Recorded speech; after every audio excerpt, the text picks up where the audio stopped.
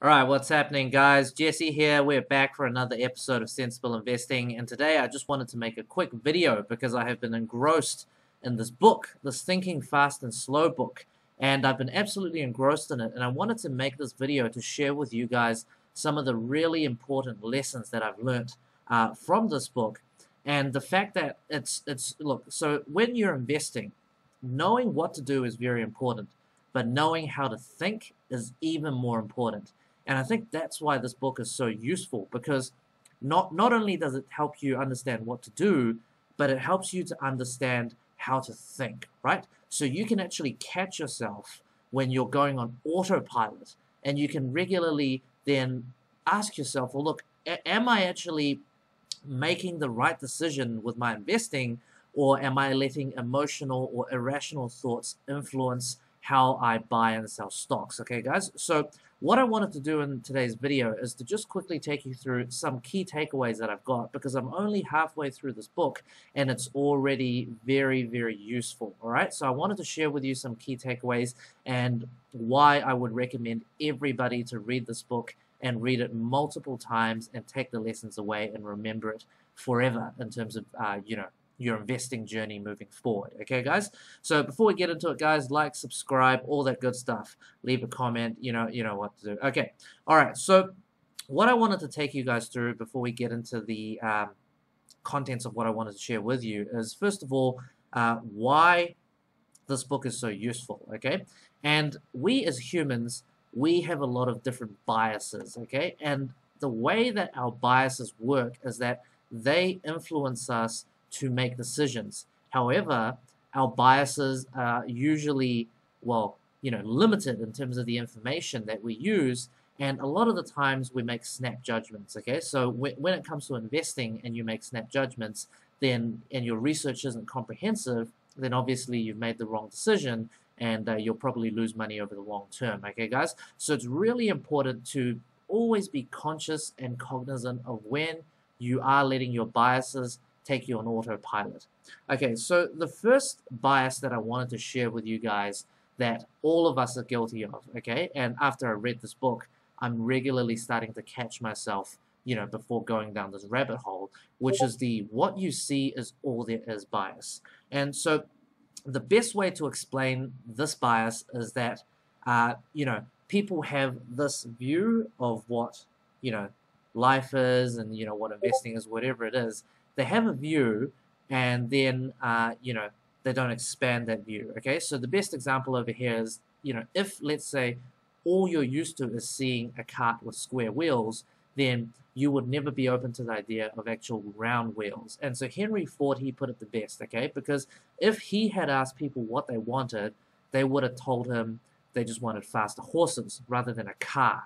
And so this bias is very important to point out. So, next time you're investing and you're doing your research, ask yourself, is this actually all there is, or is there even more useful information that you haven't thought of or you haven't found, which will help you more in your investment decisions? So the good example that I wanted to give you guys is back in March, when the market was tanking and had absolutely just sold off, down 10% today, down 10% the next day, and all we were seeing in the media is, this is worse than the Great Recession, this is worse than the Great Depression, this is the worst thing ever.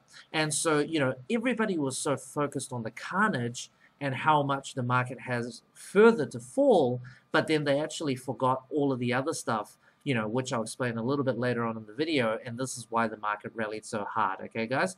So, you had all of these videos saying, don't buy the dip, markets have further to fall, and then all everybody was talking about was the fact that the market was continuing to go down. However, as you guys can see here, a lot of people missed the bottom, and even worse, a lot of people actually shorted the market at the bottom and got absolutely destroyed, okay, guys? So again, as you guys can see, don't buy the dip, the sell-off is going to get worse, right? So what you see is all there is. This is that sort of that sort of bias principle coming into play.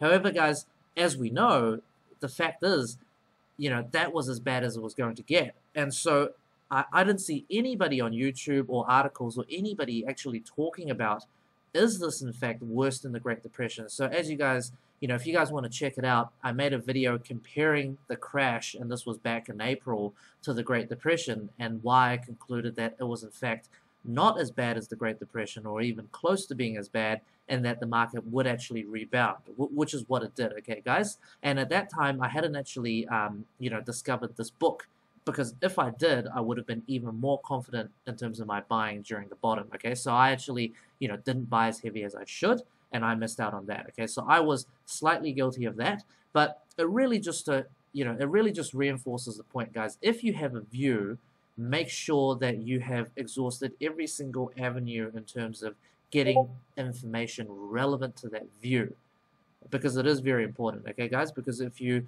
are just viewing a situation like this, then you would most likely miss out on the whole bigger picture. All right, guys, so the second principle that I wanted to share with you, or the second bias that we are all guilty of, is called the law of small numbers, okay? And the best way to explain this bias is, again, very similar to what you see as all there is a lot of the times people will take a certain statistic, okay? And it might be one of, let's say, 100 statistics or 100 figures, but then they focus on this one particular statistic to make their investing decisions, and again, they've avoided all of the other important factors, okay, guys? So as you guys can see over here, I'll take you guys back to early July, when all of the news media articles were saying, Houston's hospitals or Texas's hospitals will be overwhelmed in 2 weeks, okay, guys? But the problem with that is that they had been saying the hospitals would be overwhelmed within 2 weeks for the last, 3-4 weeks, okay? And as you can see, it's still 2 weeks. So what that's telling me is, well, actually, is the hospitals even at any risk of being overwhelmed? And so obviously I tracked this data along with a lot of other data, and what I actually concluded was that, overwhelmed actually meant that they would actually just go to phase 3, which was a pre-planned phase 3 of them having overflow beds, ICUs, and ventilator capacity. So they weren't actually even anywhere near overwhelmed, okay? But what happened was the media interpreted phase 3 as being overwhelmed, which is absolutely incorrect, okay? And as you guys can see over here, at the time when the articles were going, this was the, the sort of projected hospital capacity, and as you can see, it sort of topped, and now it's tapered off and it's reached a plateau, okay, guys? But again, at that time, a lot of investors were influenced by all of this noise, this news, and you had all of these big, YouTube financial personalities saying, oh, take some profit, I'm selling all my stocks, I've sold out of all my stocks, and what happened? Well, the market kept on running up, and then people missed out on a lot of gains, okay, guys? And so people have sat on the sidelines, and now they're bought back in because they got FOMO. So, guys, remember, law of small numbers, okay? If you want a comprehensive view, don't just look at one particular statistical figure. Go and get more information to help you make your investing decisions. Okay, guys, so the final bias that I wanted to share with you guys today is called the availability bias, okay? And again, like the other biases, it's people using information selectively to make an argument about either going long or going short on a stock, and using that to influence their decision making without actually looking at all of the information that's available. All right, and so the example that I wanted to give you is because I saw this article come up on a few stock groups, was that you had the mayor of LA saying LA is on the brink of another shutdown, okay? And so a lot of the people that actually linked this article, they didn't even watch the full 3-minute video. They sort of just read the headlines and said, oh, LA's at risk of another shutdown, sell your stocks, and again, was using this as a reason to panic. However, if we actually spent the time watching the video fully, we would have actually understood that, the situation isn't actually grim or even that bad. It's simply the mayor warning people to take this seriously and to do the right thing, okay, guys? So the key takeaways from this video and the actual messages that we should have taken away are the following.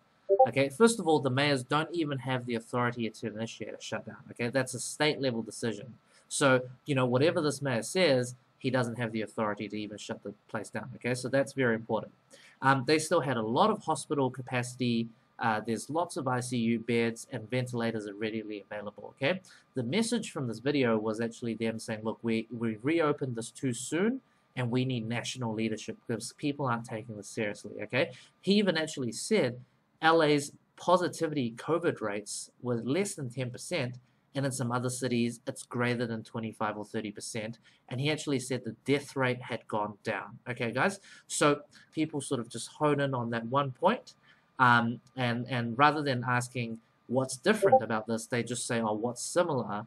But then they forget all the other information available. And again, they have a flawed decision-making process. And again, that sort of negatively affects their returns. Okay, guys? So, guys, that's the end of the video. Again, I highly encourage everybody to go and read the book. And just to conclude, if you guys want really good exchange rates and only $3 brokerage, make sure to check out Hatch Invest in the link below. For your first $100 deposit or more, you get $10 free credit. And guys, just to conclude, obviously none of this is financial advice or views of the sponsor. It's simply my views for the video that I wanted to share with you. So guys, that's the end of the video, and until next time, happy investing.